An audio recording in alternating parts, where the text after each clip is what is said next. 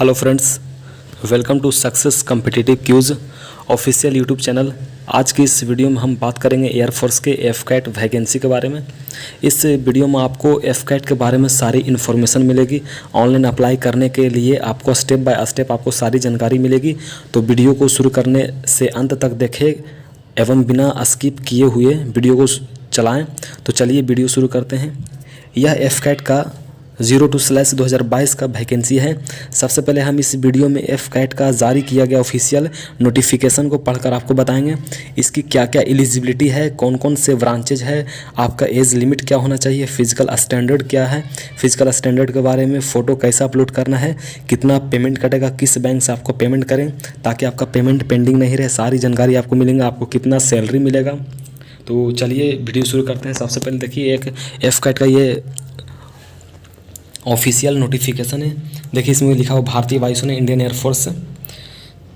तो इसमें सबसे पहले है air force common admission test F CAT 02/2022 से फरवरी 2022 का ये विज्ञापन संख्या है। NCC special entry and meteorological entry for courses commencing in July 2023। 2023 के लिए यह वैकेंसी निकाला गया है।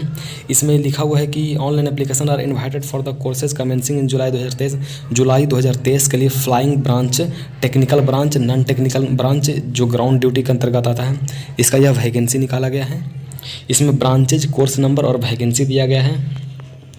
तो देखिए इसमें एंट्री एफ-कैट एंट्री भी है, मेट्रोलॉजिकल एंट्री भी है, एनसीसी स्पेशल एंट्री भी, यानी कि आप मेट्रोलॉजिकल विभाग में भी जा सकते हैं, एनसीसी स्पेशल ब्रांच में भी जा सकते हैं और एफ-कैट के भी ब्रांच में जा सकते हैं। तो एफ-कैट में आपको फ्लाइंग ड्यूटी, ग्राउंड ड्यूटी में टेक्निकल और नॉन टेक्निकल दोनों होता है।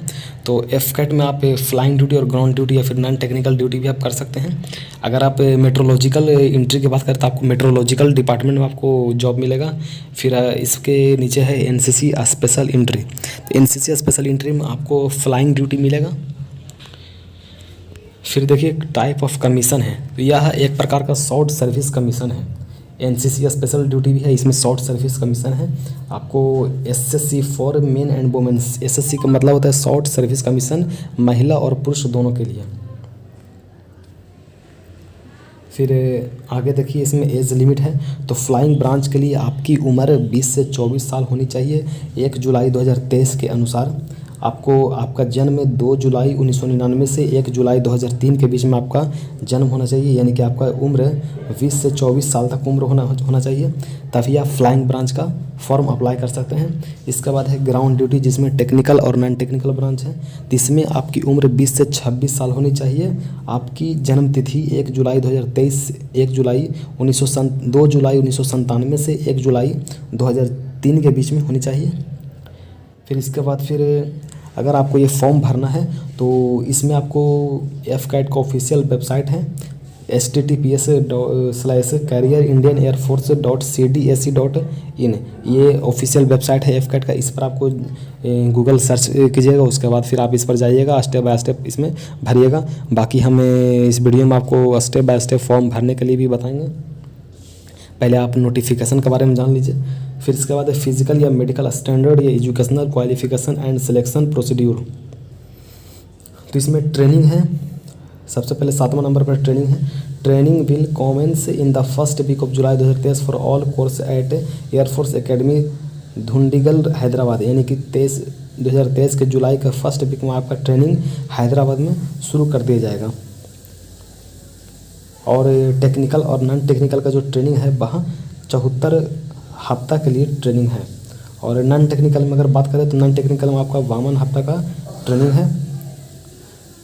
इसके बाद फिर है रैंक है। फ्लाइंग ऑफिसर में अगर आपका 7th है CPC, फ्लाइंग ऑफिसर में अगर आपका जॉब लगता है तो आपको पे एज पर डिफेंस मैट्रिक आपको 56,100 रुपये से लेके 1,77,500 के बीच में पे मैट्रिक्स मिलेगा। और ये लेवल 10 का सैलरी है, जिसमें आपको MSP भी 15,500 का मिलेगा। इसके बाद फिर इसमें नोट में लिखा हुआ है flying cadets shall receive fixed stipend of ₹56,100 per month during 1 year of training, यानी कि ट्रेनिंग के पहले साल तक फ्लाइंग ड्यूटी जिसका भी पड़ेगा, जिन लोगों का भी पड़ेगा, उनको ट्रेनिंग के पहले साल तक 56,100 रुपये का फिक्स पर मंथ आपको मिलते रहेगा। इसके बाद चलते allowance in condition to pay. Allowance are applicable based on the nature of duty, place of the posting and it includes flying technical field area, special compensatory hill area, special force Siachen island, special duty test pilot and flight test engineer area and remote locality allowance.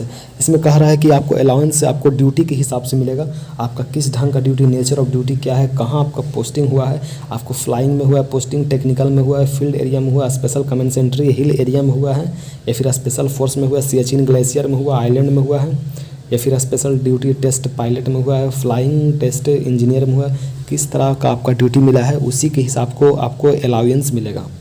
फिर इसके बाद privileges. Privileges है air force officers are entitled to furnished accommodation comprehensive medical cover for self independence, canteen officers mess loans at subsidised rates LTC। आपको subsidy rate के हिसाब से आपको canteen भी मिलेगा और मेडिकल कवर भी मिलेगा इस नौकरी में, मेस का भी सिस्टम मिलेगा।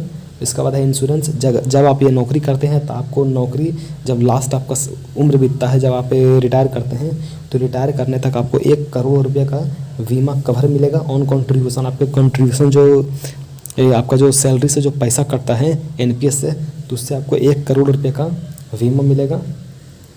And additional cover of 12 lakh रुपया is applicable to flying branch officer. अगर आप फ्लाइंग ब्रांच ऑफिसर में नौकरी करते तो आपको 12 लाख रुपया का अतिरिक्त बीमा मिलेगा। इसके बाद है sports and adventure. Indian air force provides state of the art facilities to play various sports and adventure activities, sky diving, micro light flying, mountaineering, water rafting. यानी कि आपको तैरना अगर आता है, पहाड़ पर चढ़ना आता है, या फिर आपको स्काई डाइविंग आता है अगर आपको, तो इस हिसाब से आपको स्पोर्ट्स के हिसाब से आपको इसमें जॉब में आपको आरक्षण भी मिलेगा। इसके बाद है इम्पोर्टेंट नोटिफिकेशन। इम्पोर्टेंट नोटिफिकेशन में सबसे मेन है टैटूज़। 14 नंबर का जो टैटूज़ है, इसमें कहा गया है कि आपके शरीर के किसी भी भाग पर अगर परमानेंट टैटू है तो आपको इस नौकरी से निकाल दिया जाएगा, आपको सर्विस में जॉब दिया ही नहीं जाएगा। तो आपको परमानेंट किसी भी नॉन विजिबल या विजिबल पार्ट से किसी भी जगह पर आपको अगर टैटू है तो आपको परमिटेड नहीं किया जाएगा इस नौकरी के लिए। इसका बाद है narcotics. Use possession of narcotics is ban. यदि आपके शरीर में ड्रग्स की मात्रा पाई जाती है, आप नारकोटिक्स विभाग के द्वारा जांच में पाए जाएंगे तो आपको यह जॉब नहीं मिलेगा। तो आप नारकोटिक्स के हिसाब से आपको बैन किया गया है। Candidates may be tested for presence of drugs in the body during medical and subsequently during training service career as an officer. अगर आप इसके लिए सिलेक्ट होते हैं तो मेडिकल के टाइम में आपको नारकोटिक्स विभाग की तरफ से जाँच किया जाएगा। अगर आपके शरीर में ड्रग्स की मात्रा पाई जाएगी तो आपको इसमें बैन किया जाएगा, इसमें जाने नहीं दिया जाएगा। इसके बाद conduct of online testing for AFCAT examination and fee structure. इसमें आपको 250 रुपये का नॉन रिफंडेबल एग्ज़ाम फीस लगेगा जो आपको वापस नहीं किया जाएगा। इसके बाद है marital status. Candidates below 25 year of age must be unmarried at the time of commencement of the course. यानी कि कैंडिडेट्स का अगर उम्र 25 साल है तो 25 साल के पहले उसका शादी नहीं होना चाहिए, अनमैरिड होना चाहिए। 25 साल के बाद आप शादी कर सकते हैं।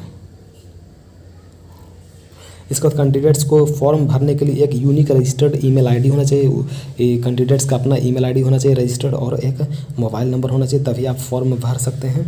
इसके अलावा आप 20 नंबर का बात करें ट्रैवल अलाउंस, तो to and fro travelling fare by the shortest route of AC third tier AC chair car actual normal bus fare will be reimbursed to the candidates appearing in the text Air Force Station Selection Board of for the first time.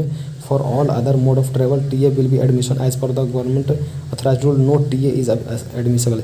यानी कि आप air force का AFCAT का अगर exam देने जाते हैं तो आपको एयरफोर्स की तरफ से कोई भी TA DA नहीं दिया जाएगा, आपको अपने खर्चे पर एग्ज़ाम देने के लिए जाना पड़ेगा। इसके बाद फिजिकल कंडीशन की बात करें तो you are advised to the physically fit when you report for SSB in order to be able to undergo the test at AFVS।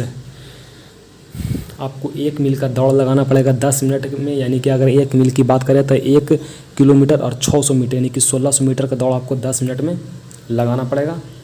Do 10 pushup, यानी कि 10 पुशअप आपको लगाना पड़ेगा 3 चिन अप से, यानी कि चिन अप आपको जो पोल पर लटक के छाती को सटाया जाता है आपको चिन अप मारना पड़ेगा 3।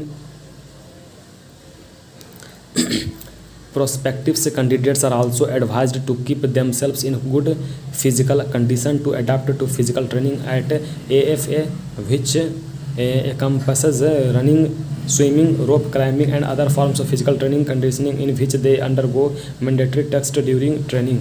फिर इसके बाद है 22 नंबर में, यानी कि फिजिकल कंडीशन के बारे में आपको पता चल गया। इसके बाद 22 नंबर में क्वेरी है। अगर आपको किसी भी प्रकार का जानकारी चाहिए तो आप एफकैट के ऑफिशियल मोबाइल नंबर है 02025503105, इस नंबर पर 2 नंबर है और एक टोल फ्री नंबर है, एक ईमेल आईडी है, इस पर आप फ़ोन करके बात भी कर सकते हैं। तो यही एयरफोर्स का एफकैट का नोटिफिकेशन है। तो इस तरह से आप नोटिफिकेशन ठीक से अच्छे से पढ़ लें और उसके बाद फिर अगर आपको अप्लाई करना है तो आप SBI के डेबिट कार्ड से पेमेंट करें और अप्लाई करने के लिए आप एयरफोर्स के एफकैट के ऑफिशियल वेबसाइट पर सर्च करें और ठीक से आप अप्लाई कर सकते हैं।